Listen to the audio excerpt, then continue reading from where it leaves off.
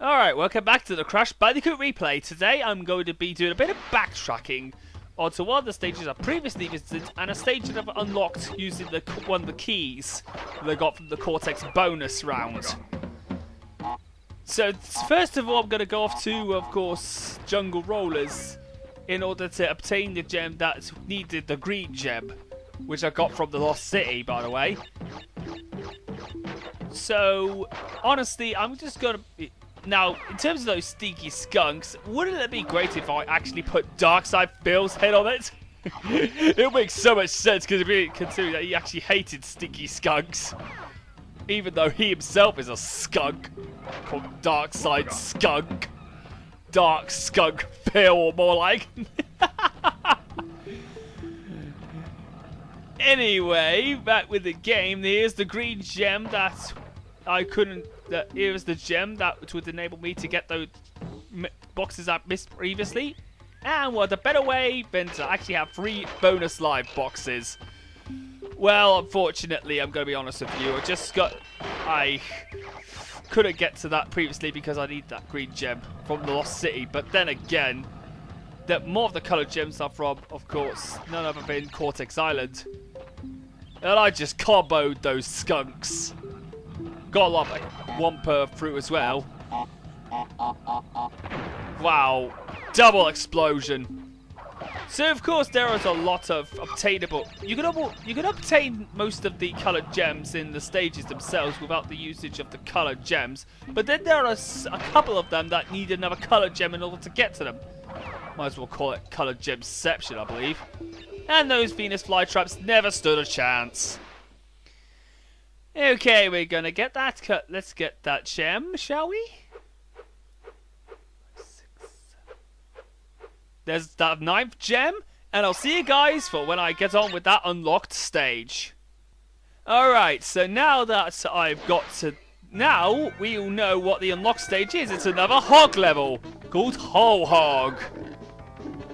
Oh, and this one is even more difficult than Hog Wild. Because, A, there's a lot more traps and a lot more obstacles to avoid.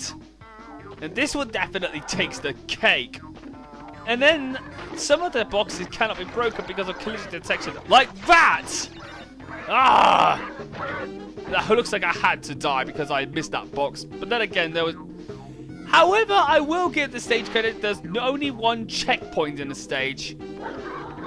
Because if you break that, you won't be able to get to the boxes because they will be behind you already and there's no way of going back at all. So basically it's the collision detection's fault I couldn't get that gem. Maybe it wasn't too far to the left though. Let's see if I can get that box. No! It did it again! Ah! Ugh. Cut! It's raping time! Okay, so I think this is the attempt that I did. So I think this is the attempt that I kind of did. That I actually got the gem and cleared the stage.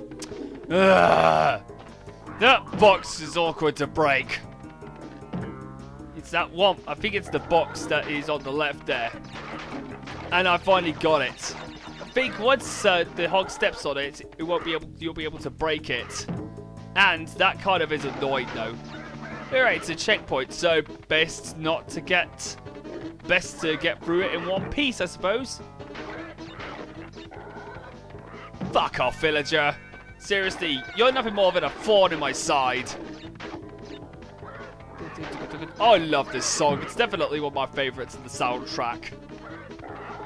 Alright, so we made it to the end.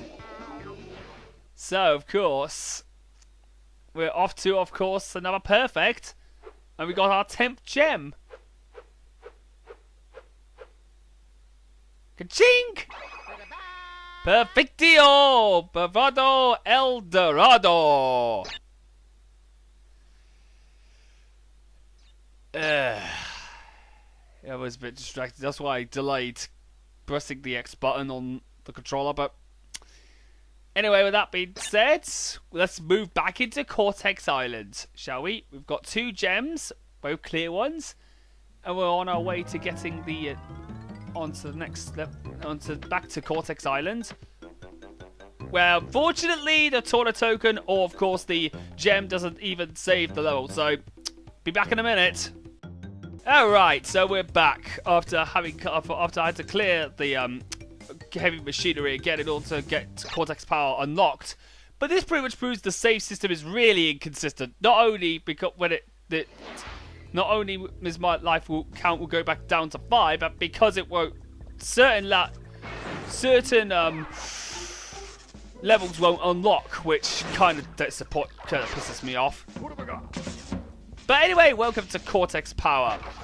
Now, getting from point A to point B isn't bad enough, but of course, getting the gem certainly is, because you have to use multiple pathways. If you have to get the blue gem from, of course, Toxic Waste, which is 2 levels away though, but which I could give the map credit to. But the stage itself, trying to get the gem, is really painful because not only you have to backtrack quite a lot of times, but of course the camera is a pain in the ass.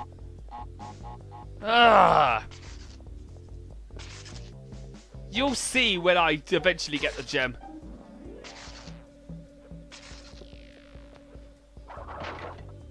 Anyway, I'm going to try and get some more lives. Because, of course, I need to make it up for losing them when I actually reload the game. Get out of my way. I do like Cortex Power's... oh, for God's sake. Then again... stupid enemy. But then again, I can't get the gem yet because of the... because of that.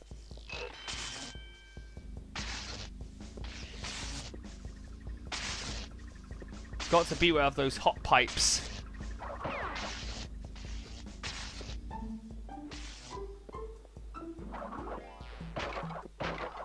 Here we go. I won't be able to get to that box bridge because there is no way I can get the gem yet until I actually get the gem from, you know, Toxic Waste. But anyway, let's move on with our next level, shall we?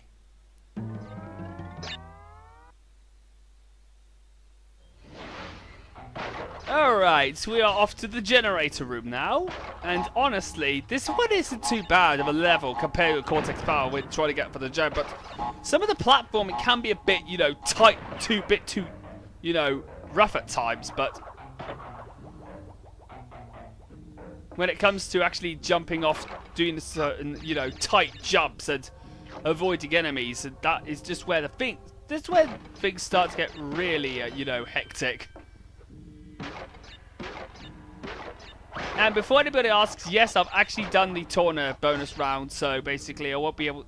My only purpose is, of course, showing you how, of course, getting the box gem, because this is another one... This is a stage where you don't have to use to get a coloured gem in order to get in this box gem. And it's a coloured gem this time around, so, of course, that's a miracle. Come on, get out of my way, camera. Checkpoints, and here we go. Yeah, at least I can say it better than Dark Side. Been a derp scrub fail. Derp scrub fail. Or DSP as he's well known as.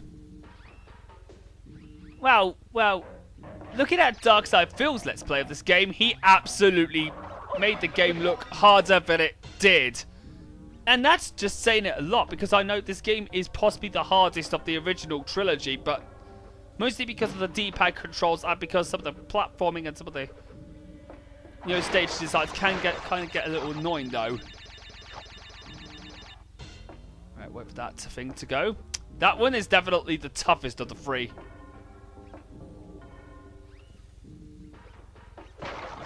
Right, can I get through this without any incidents?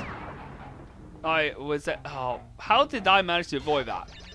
Also, fun fact, those Cortex icons actually were, of course, the prototype version was, of course, Cortex. Those Cortex heads actually don't have the N on them. I think it's the prototype version of Dr. Cortex when it was created, but he didn't have the N on his head yet. Oh, Pinstripe Potoroo. Wow. Also known as the Cortex Power Godfather. Okay, so we got a perfect. So what colored gem do we have? I know it's a colored gem, but oh, it's an orange one.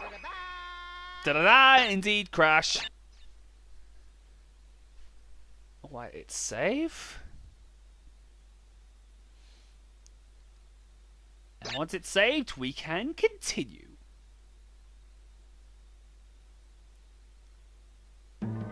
Now we gotta go off to Toxic Waste. Now this one is a very linear level, this is, because you have because you only are restricted to one path. But you do have platforms in order to avoid these barrels. So basically the gimmick of this is, of course, you are in an area where there are areas of toxic waste, which you have to avoid falling in at all costs. What have I got? And alongside that, you've also got to avoid barrels of toxic waste, which will crush you, by the way, if you are not careful. The rolling ones are very easy to avoid. However, the ones which are bouncing are the ones that get a lot more. Are the ones you must approach with caution, especially if you don't have an Aku mask.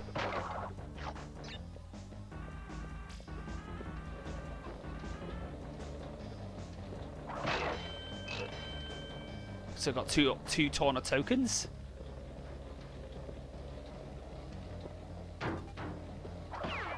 Get rid of those weasels. I don't know why I was waiting there for, but what's that sound?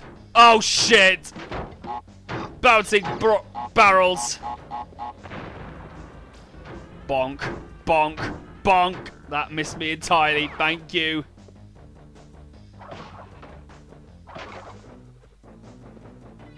Okay, so now this is where things start getting even more hectic. Alright. Oh, the explosion just affected me. Oh, I didn't get out of the way of the explosion enough, but at least I avoided the barrels and got to the bonus round at the very least. Okay, so let's pop that.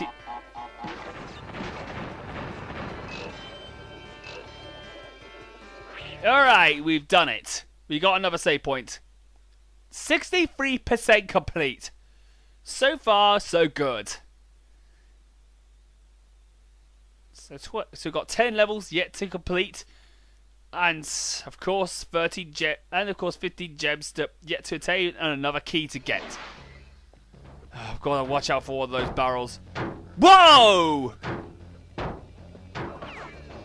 Oh, that was a close call, guys. And I got another perfect.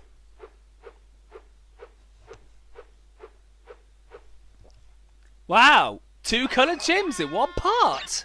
It's a great day, isn't it? Okay, let's let that save, and once that's saved, we can get on with, of course, the next part, which we're going to end on, is of course another boss. What a way to end this part than everybody's favourite godfather himself, Pinstripe Potoroo. Alongside Ripperoo, Pitchstripe has got to have the most predictable pattern ever. This guy is possibly another easy boss, another pathetic boss to get through, and wow, this guy's a joke. I struggled with this guy when I was like when I played this game first, but now that I'm all grown up and playing this game quite regularly, I have to wait for his patterns to come up. And when he is open for attack, that's where I strike. All I have to do is to stay behind the furniture. Why did the bullets actually hit Crash?